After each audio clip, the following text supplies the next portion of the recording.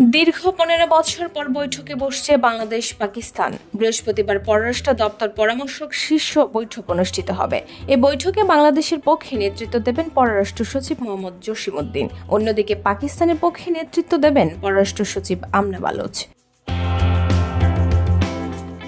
মঙ্গলবার পররাষ্ট্র মন্ত্রণালয়ের একজন ঊর্ধ্বতন কর্মকর্তা জানান, দীর্ঘদিন পর হতে যাওয়া বাংলাদেশ পাকিস্তান এফওসি বৈঠকে পাকিস্তানের পক্ষ থেকে দেশটির পররাষ্ট্র সচিব আমনা বালোচ প্রতিনিধি দলের নেতৃত্ব দিতে বুধবার ঢাকায় আসছেন। বৃহস্পতিবার দুই দেশের মধ্যকার বৈঠকটি রাষ্ট্রীয় অতিথি ভবন পদ্মায় অনুষ্ঠিত হবে। বৈঠকে বাংলাদেশের পক্ষে নেতৃত্ব দেবেন পররাষ্ট্র সচিব মোহাম্মদ জসিমউদ্দিন।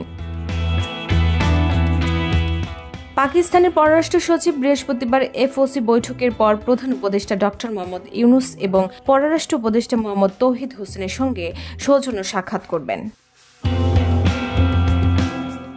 উল্লেখ্য, চলতি মাসের শেষ সপ্তাহে পাকিস্তানের উপপ্রধানমন্ত্রী ও পররাষ্ট্রমন্ত্রী ইসহাক দার ঢাকায় আসতে পারেন। 2012 সালের পর এটাই হতে যাচ্ছে পাকিস্তানি পররাষ্ট্রমন্ত্রীর প্রথম বাংলাদেশ সফর, যদিও তার সফরের নির্দিষ্ট তারিখ এখনও ঠিক হয়নি।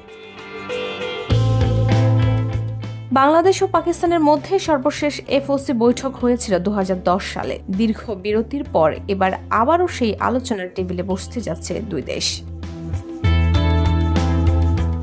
ডেস্ক রিপোর্ট, ভোরের পাতা।